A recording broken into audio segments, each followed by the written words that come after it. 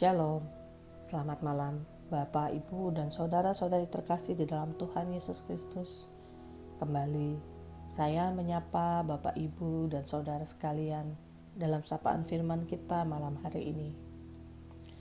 Marilah kita membaca dari Matius 18 ayat 21 dan 22. Kemudian datanglah Petrus dan berkata kepada Yesus, "Tuhan, sampai berapa kali aku harus mengampuni saudaraku jika ia berbuat dosa terhadap aku? Sampai 7 kali?" Yesus berkata kepadanya, "Bukan, aku berkata kepadamu, bukan sampai 7 kali, melainkan sampai 70 kali 7 kali." Pengenalan akan Allah dan pemahaman yang tepat akan sebuah anugerah yang kita terima di dalam kehidupan ini niscaya memampukan kita untuk terus menyadari bahwa untuk segala sesuatu yang ada pada diri ini adalah milik dan kepunyaan Tuhan. Sehingga kita pun dapat terus dimampukan menjaga damai sejahtera dalam hati kita di dalam kita menjaga dan memelihara pemberian Tuhan. Suatu sore, seorang ibu berteriak histeris ketika melihat anaknya memecahkan pot kembang kesayangannya yang diletakkan di sudut ruang tamu rumah mereka. Pot kembang ini merupakan barang berharga baginya, karena ia mendapatkannya sebagai oleh-oleh yang diberikan atasannya dahulu ketika ia masih bekerja, saat sang atasan berdinas ke luar negeri. Bayangkan, betapa nilai pot kembang ini menjadi sangat mahal. Selain karena memang harganya yang mahal karena keantikannya, nilai penghargaan dan kenangannya pun meningkatkan nilai pot itu sendiri. Sang anak menangis terseduh-seduh, sambil terus mengucapkan kata maaf kepada mamanya. "Maaf Mama, aku tidak sengaja. Aku terlalu senang karena nenek mengirimkan bola baru impianku sebagai hadiahku naik kelas. Maaf Mama, aku seharusnya tidak memainkannya di dalam rumah. Maaf Mama, aku sudah membuat Mama terluka." Namun sang ibu terus histeris sambil menghalau tangan sang anak dan berbicara, "Kamu bisa gantikan pot kembang ini?" "Nggak akan bisa, ini pot mahal, dibawa dari tempat yang jauh.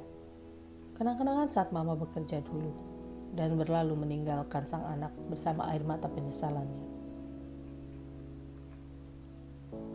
Seberapa sering dari kita mendapatkan kepuasan ketika kita bisa melampiaskan amarah kita kepada orang lain?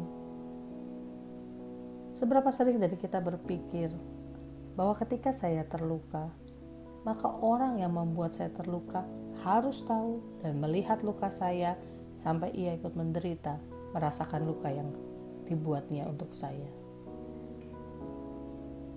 Seberapa sering dari kita enggan melepaskan pengampunan dan hati yang tulus ikhlas, bukan karena tidak bisa, tetapi tidak mau memberikan kemudahan kepada orang yang berbuat salah kepada kita.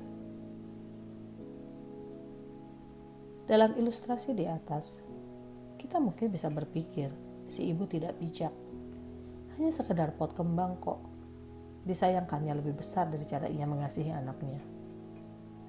Di sisi lain, ada sebagian dari kita yang berpikir bahwa peristiwa ini terjadi karena kesalahan si ibu. Sudah tahu barang berharga, kenapa diletakkan di ruang tamu?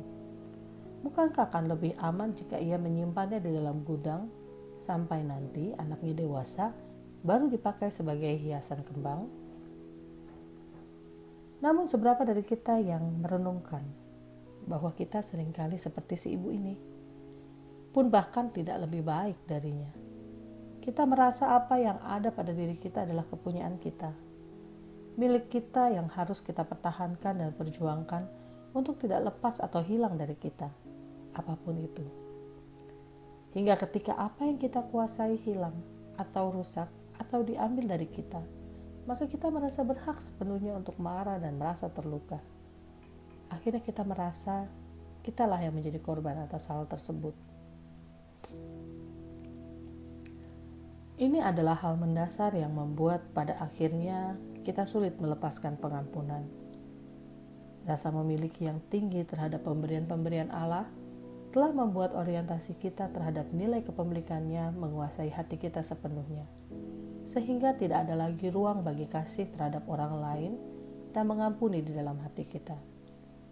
Karena kasih kita lebih besar kepada pemberian-pemberian Allah daripada kepada diri kita, sesama, dan kepada Allah itu sendiri. Mari kita menjaga hati kita dengan segala kewaspadaan. Kuasailah diri dan pikiran kita dari ketamakan untuk menguasai apa yang Tuhan titipkan dalam kehidupan kita. Penuhilah hati dan pikiran kita dengan pemahaman bahwa karena semua adalah kepunyaan Allah, termasuk orang lain yang telah menyakiti hati kita adalah milik Allah, maka bagian kita adalah terus mengasihi dan melepaskan pengampunan bagi sesama. Karena menolak untuk mengampuni dan mengasihinya adalah menolak untuk mengakui Allah di dalam kehidupan kita ini. Tuhan Yesus memberkati dan memampukan kita semua. Amin.